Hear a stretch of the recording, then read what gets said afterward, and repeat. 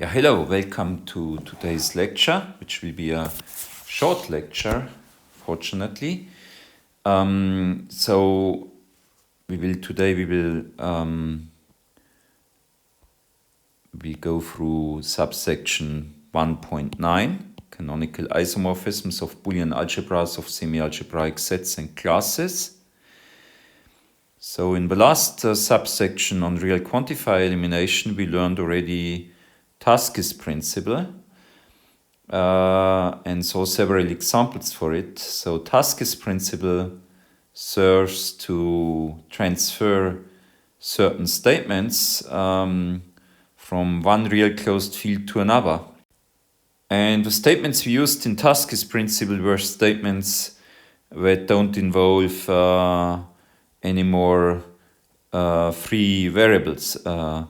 So all variables are quantified over.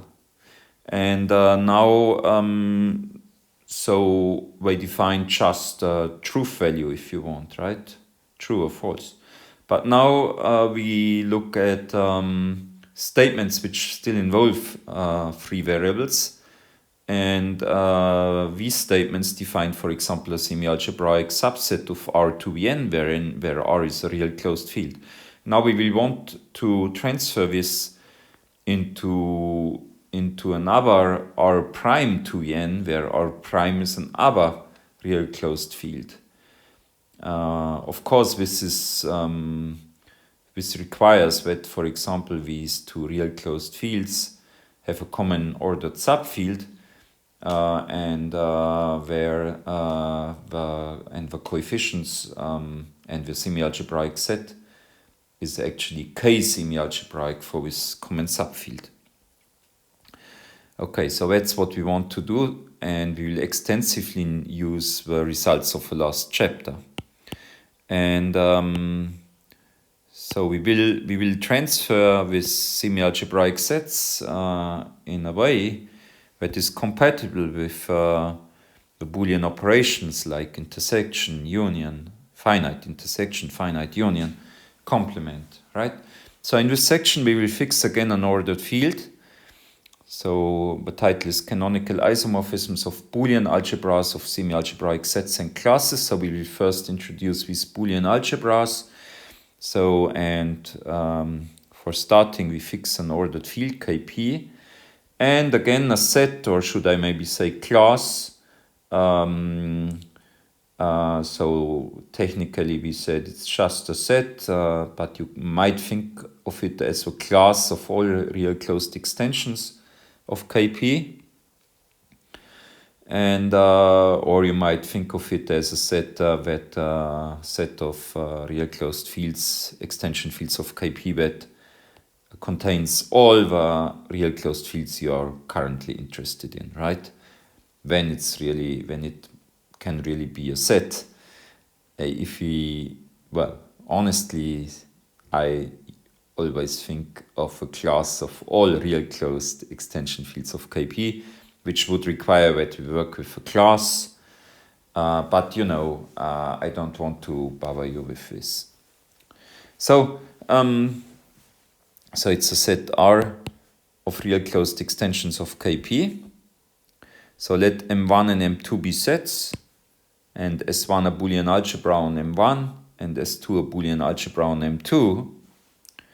When phi from S1 to S2 is called a homomorphism of Boolean algebras, if phi of the empty set is the empty set, if phi of a complement of S is the complement of phi of S, if phi of S intersected T is phi of S intersected phi of T, and phi of S union T is phi of S union phi of T for all S and T in S1, right? So it's compatible. So it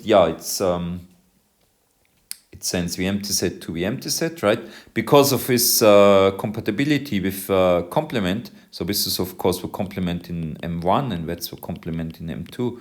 So because of this compatibility, it's clear that I could equivalently say phi of M1 is M2, right?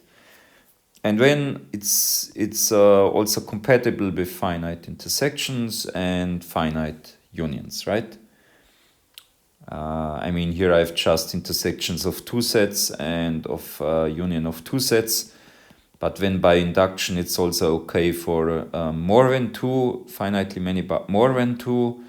And the other extreme case would be that I have here the empty intersection, which should be interpreted as M1, of course, but phi of M1 is sent to the empty intersection here because the empty intersection would be M2, right?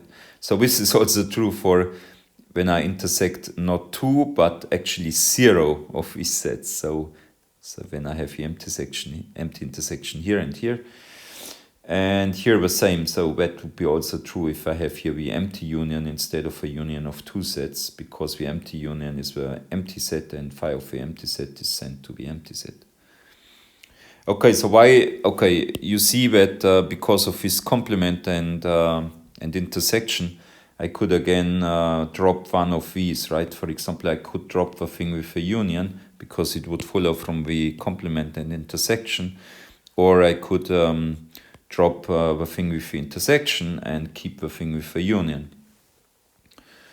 Or yeah, I don't know actually why I kept this, because I think I couldn't decide what is what I like more, the intersection or the union. So I put both of it. I'm not a specialist for minimal axiomatization, so I don't care if the axioms are a bit. I don't always try to just list as few axioms as possible. Well, why did I then not also say phi of M1 is M2? Well, I don't know. I just thought the empty set is nicer here. I could decide. Okay, so let's just keep it. If phi is in addition injective, respectively surjective, respectively bijective, when phi is called an embedding, an epimorphism, or an isomorphism of Boolean algebras. That's not surprising, right? So suppose S1 and S2 are Boolean algebras, and phi from S1 to S2 is a homomorphism, when the following are equivalent. Phi is an embedding, that means phi is injective, or for all S in S1, for all sets in the first Boolean algebra, if its image is the empty set, then S is the empty set. Okay, so yeah, that's quite nice, right? So it's a bit like a linear map is injective if its kernel consists just of a zero vector. Okay, so proof. Suppose that from A to B is really easy, of course. So suppose A holds, and consider S in S1 such that phi of S is the empty set, when we have to show that S is the empty set. But the empty set is also the image of another set in S1, namely the empty set, right? So, and because of injectivity, we get that S is the empty set. So that was really trivial. So for the other direction, suppose that this holds, and let ST be in S1 such that phi of S equals phi of T. Okay, so when we look at S minus T, was it S minus T, S without T? This is actually in S1, right? Because that's, of course, S intersected the complement of T. And then this is, yeah, it's written here actually, sorry. So, and when this is compatible with the intersection, and it's compatible with the complement, and when I get, because phi of S equals phi of T, I intersect here the set with its complement, and that's the empty set. And therefore, S without T is the empty set, right? Because of condition B. And analogously, of course, exchanging the roles of S and T, I have that T without S is the empty set, and that means that S equal T. Combining both means S equal T. So that was really easy. Okay, so when we go to a notation, so from now on we denote by curly Sn the Boolean algebra of all n-ary Kp semi-algebraic classes, right? So these classes themselves were already a bit complicated, right? But now we have even the Boolean algebra of all these n-ary Kp semi-algebraic classes. So more or less we worked already with this Boolean algebra, right? Because if you go to 183, let's see. So here I defined. So at some point I defined what is a Boolean combination, right? I defined what is a Boolean combination. So you start with some subsets of a given set M, and then you build, you look at all finite unions of finite intersections of elements of G and their complements, or alternatively, all finite intersections of finite unions of elements of G and their complements. And that's actually a Boolean algebra. So that was closed under the Boolean operations. So empty set is in where it's closed under complement, under finite intersection, and then under finite union. Okay. So that was Boolean combination and Boolean algebra. And then I defined with n-ary semi-algebraic classes as Boolean combinations. Let me say it again. So it's Boolean combinations of sets of this form, right? So sets which are defined by a polynomial inequality. So I have again this ordered subfield Kp, which is contained in all my real closed fields I'm interested in. And then I'm looking at polynomial inequalities, and the solutions can be in these real closed extension fields of this ordered field from curly R. And I don't fix this field where the solutions live in, right? So that was the idea, and then I take Boolean combinations of such things, of such solution sets where the field in which the solutions live is not fixed, right? Okay, so and these were the n-ary Kp semi-algebraic classes if my polynomials had n variables. Okay, and these were the n-ary Kp semi-algebraic classes. And by the way, if I fixed a real closed field, I look at solutions just in one fixed real closed extension field of Kp, then I get K semi-algebraic sets, right? Okay. And then semi-algebraic means that K is equal to R, so all coefficients are allowed. And here if I say semi-algebraic class without specifying Kp, when I mean for Kp just the smallest ordered field contained in all real closed fields, namely Q. Rationals. Okay, so that was a reminder. So, with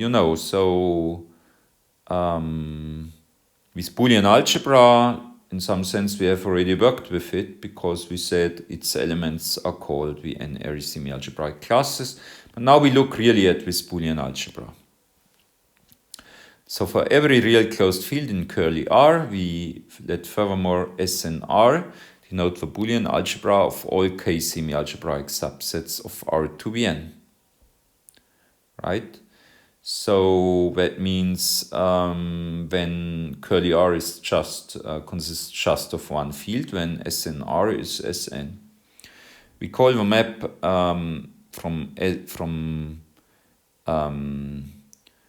we call the map ZR that maps n-ary KP semi-algebraic class. If R is in R, in particular R is a real closed extension field of KP, we call the map from curly R from curly Sn to curly SNR, which maps such a n-ary semi-algebraic class, KP semi-algebraic class. So now I extract just the solutions over the real closed field R, right? So I take just the elements R, x, where x is an n-tuple in Rn from S, but for this fixed R, right? So I just extract these things. So this is called the certification to R for every R in R. It's just abstract. There is almost nothing happening here. Well, there is, okay, so certification, you might wonder what that should be. So certification means, so the idea is that I call these things where I don't fix the real closed field, I call them classes, right? And the things where I fix when the real closed field with all these sets, semi-algebraic sets. And then, so I map here a class to a set, right? And that's, so I certify the class. So this word, I think, has another meaning, in fact, in English. So I pronounce it certification because I think of a set. But I think the word that is written in this way actually should be pronounced certification. And certification is the development of citation. And citation is a growth or covering of cete. And ceta is, for example, a stalk of a moss sporangium. Right? And so zoologists might know more about it. But I call it certification, right? Okay, and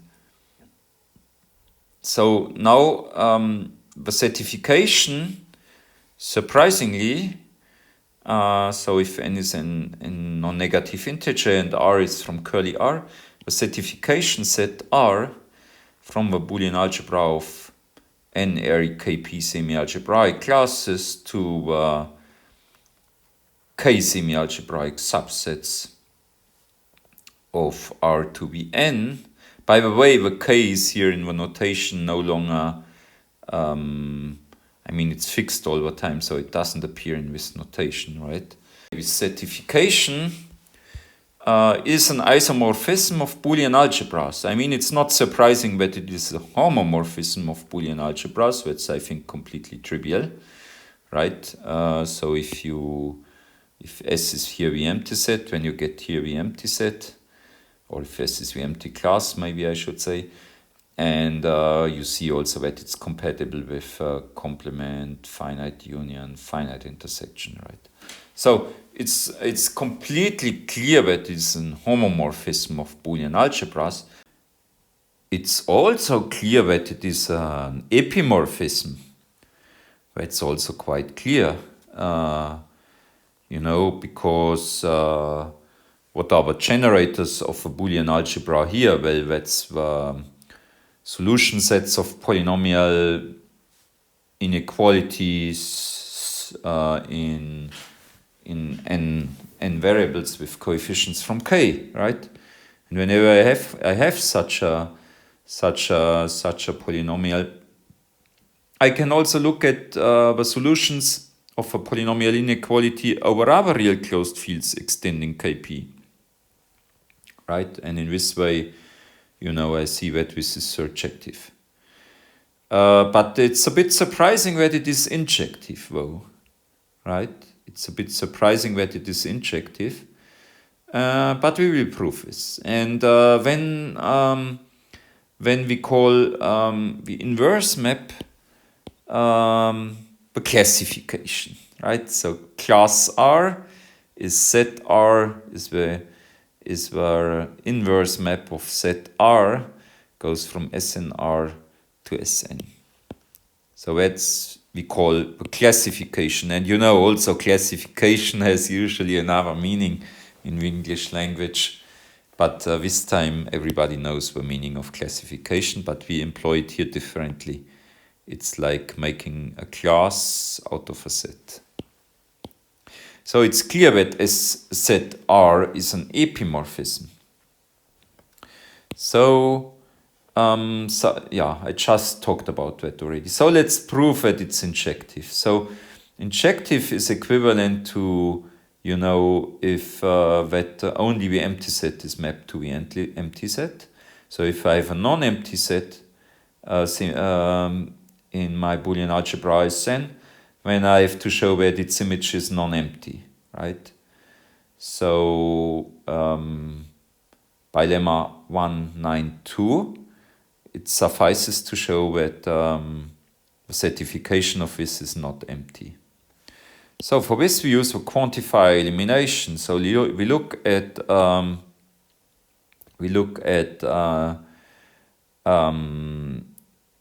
set of all real closed fields R prime, or the class of all real closed fields R prime in curly R if you want. So in particular these are real closed fields extending Kp, such that there exists an X in R prime to the n, such that R prime X lies in S, right? So because S is semi-algebraic, by the quantifier elimination theorem, this is also semi-algebraic. It's somehow, you know, yeah. So this is also semi-algebraic. Okay, so it's just, you look, you know, this n-ary semi-algebraic class S here, yeah. So it consists, you know, of solutions of Boolean combinations of polynomial inequalities, but solutions in real closed fields they can lie in they can be defined over many different real closed fields, right? And here, what does this do here? I sort out the real closed fields R prime. I collect those real closed fields R prime in curly R. Where there exists such a solution, right? So that's the idea, right? So just let us see in which real closed fields we have a solution. Okay, but these are all, right? So this is Kp semi-algebraic, and hence by this crucial thing 185. Which was more or less the Taskis principle, right? So it was a problem. We go back to it in a minute.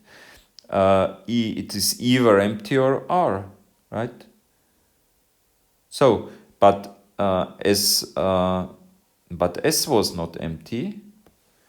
So there must be, of course, one R prime here, right? Because there is a tuple in S, and its first component must be such an R prime, right? So S is not empty, so we have T is not empty. So,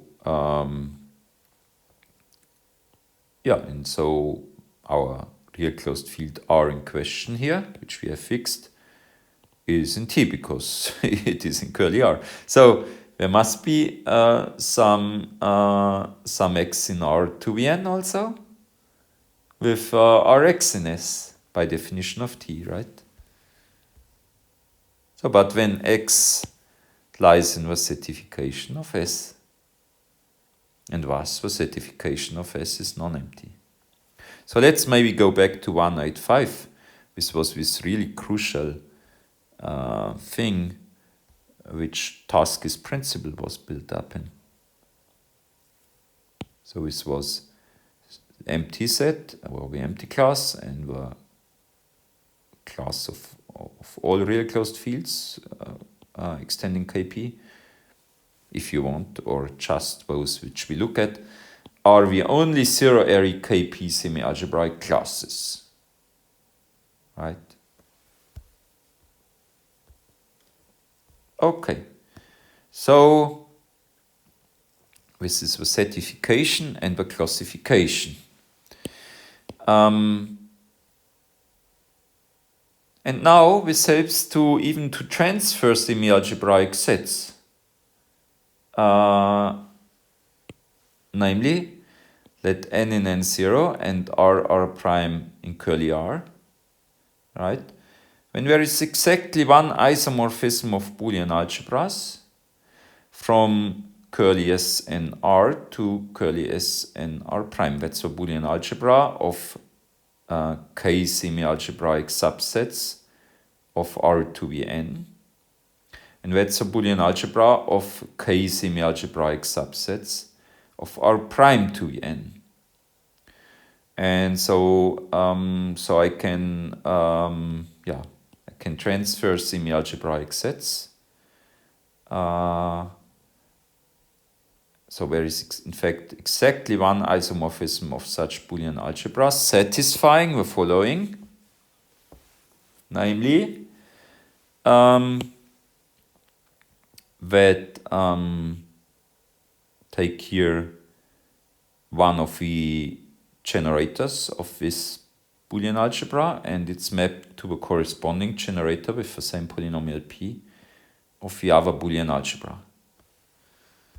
Right, so for all p polynomials over k, of course, in x1 to xn. Right, so, and we call this transfer the transfer from R to R prime. Okay, so why is this? Now, this is now easy. The uniqueness is clear since this Boolean algebra is generated by these sets, right? And if you know the images on all generators, you know, the other elements of a Boolean algebra, S and R, are Boolean combinations of these generators, right? But if this should be an homomorphism of Boolean algebras, if you know already what it does on the generators, you know also what it does on all Boolean combinations of it, right? Because it should be compatible with Boolean combinations since it's compatible with finite intersections, finite unions, complements, maps the empty set to the empty set, and so. Okay, so we call this transfer. So there is the uniqueness is clear, and existence is established as follows. So we just set transfer R prime. We just set it to be the composition of these maps. So I first have a classification. This goes from, you know, classification is an isomorphism of Boolean algebras from the Boolean algebra S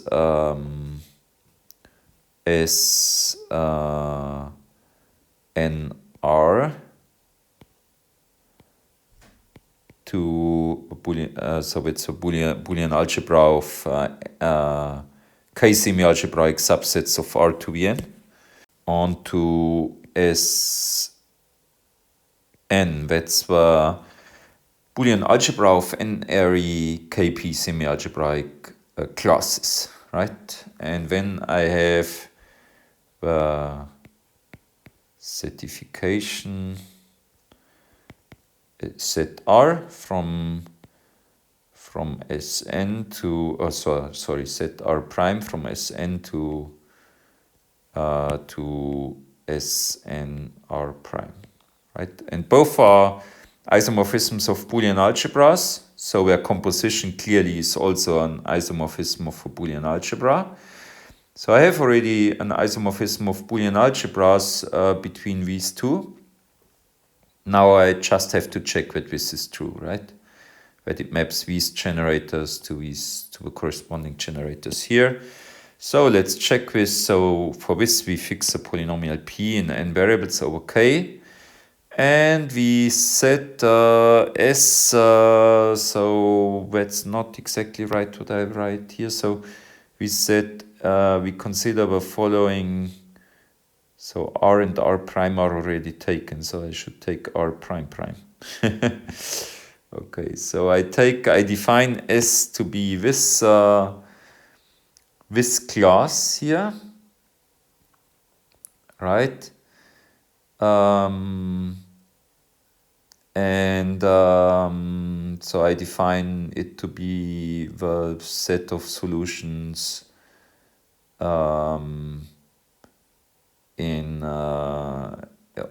I look at the set of solutions of this polynomial inequality without fixing the real closed fields where this solution lives. And I call this S. And then the claim is that this transfer, you know, this set when, I mean the yellow set here, is of course a certification to R. And from this, right? And so it's the certification to R. And then the green set here is the certification to R prime, right? So all we have to show is that the certification to R is mapped by the transfer to the certification to R prime. But this is clear since the transfer of this yellow set is, so the transfer is this composition, right? So I apply this composition to set Rs, but when this is set R prime of this composition, but applied to S, but this composition class R composed with set R is the identity, of course, because these were in maps which were inverse to each other. So it's the identity on the Boolean algebra of all n-ary KP semi-algebraic classes. Okay, so and when I have it, right? Okay, so that's all. So maybe, I mean, this was very abstract, right? This was certainly very abstract. And but I think the message is somehow clear, that you can say, you know, you can say, I mean, so suppose you have a solution set, you have a set of solutions of a polynomial inequality, and you would like to, I mean, and you just know it's a set of solutions here. In a real closed solutions are in a real closed field, and the polynomial inequality has coefficients in an ordered subfield, right? And then you don't remember the inequality, you just remember the set of solutions, right? And you forgot about the inequality, right? And even without knowing the inequality, you can transfer it, right? You can say, okay, I forgot what was the polynomial that defined that set, right? But I can transfer it and in such a way that no matter what polynomial you define it with, right? Because there might be several polynomials that define the same set. But no matter what you did, no matter how you want to describe it, the same description works over there for the transferred set, right? And the same thing for Boolean combinations, right? If you write the semi-algebraic subset here with some Boolean combination of polynomial inequalities, and the same Boolean combination of the same polynomial inequalities will work over there and will define the transferred set, right? Yeah, so yeah, so often yeah, often one needs only, so with transfer is a homomorphism of Boolean algebra, is an isomorphism of Boolean algebras. Sometimes the only thing one needs is actually that a non-empty set is transferred to a non-empty set, right? Which is equivalent to the fact that this is an embedding of Boolean algebras. So the empty set is transferred. The non-empty set is transferred to a non-empty set. So if this polynomial inequality has a solution here, then it has also a solution over R prime, right? For example. So you could also deduce this from a previous chapter by using the quantifier elimination, right? Yes. Okay. So that's it. That's very useful, very abstract, and it means more or less that all these real closed fields are not so different from each other, right? But how can you imagine this geometrically? Well, geometrically, what's the transfer of? So take for example the real numbers. This is a real closed field, and then take an interval or a union of two intervals. Let's just take the easiest case, the interval from 0 to 1 in the real numbers. And then now take here a non-Archimedean closed field, right? For example, take a field of rational functions over real numbers, and we learned a lot of orders on that field. For example, there was one order where variable x is positive but is smaller than any positive real, right? So it's somehow x is infinitely close to 0, and it's on the right hand side of 0, right? And this interval here, since this is described by a Boolean combination of polynomial inequalities, actually it's described by two polynomial inequalities, right? So with coefficients from Q is contained in every real closed field anyway. I mean, this real closed field anyway contains the real numbers. When the transfer of this is of course this, right? Which is much bigger. If you draw it, it looks the same, but it's of course much bigger because it contains, for example, the x, right, and many other rational functions. Oh, sorry, this should be, so in order to do the transfer, I should take here the real closure of this thing. I always need real closed fields, right? So the transfer of this is this. It looks somehow the same, right?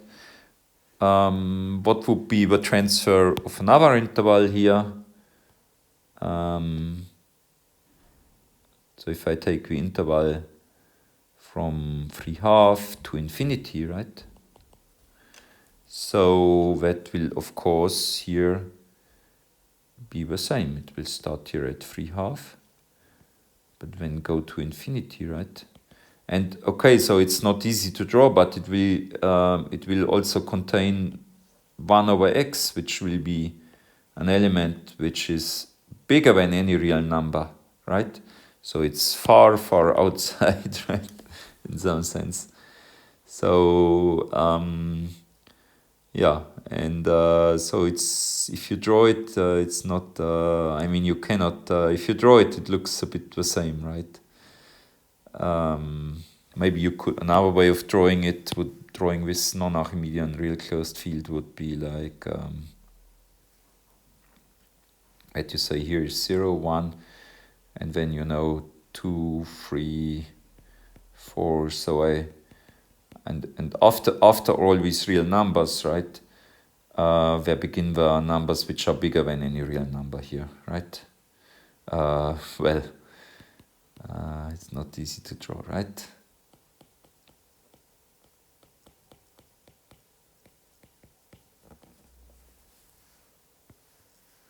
And then, you see this interval, which starts here at 3/2, goes here, and then it will go on here, of course, right? Because it's defined here by the polynomial inequality 3/2 less than equal x, and here it's set of all x in R such that 3/2 is less than or equal x, and it's mapped here to all, I don't know how you write rational functions R, and actually it's in real closure even of rational functions.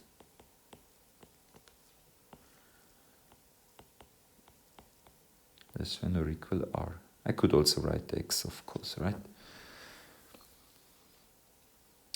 Yes. So that's what happens, right? Now I've drawn semi-algebraic subsets of R to 1, respectively, if I call that field here, this real closed field, maybe I just call it R. When I have drawn semi-algebraic subsets of R to 1, and I transferred semi-algebraic subsets into R1, right? But you can do this also for R2, when I could draw a bit more elaborate pictures, but it wouldn't be much better. Or you can do it for R2n, when it gets not easy to draw anyway. Yeah, so that's all. Thank you for today, and see you hopefully soon. Thank you for listening. Goodbye.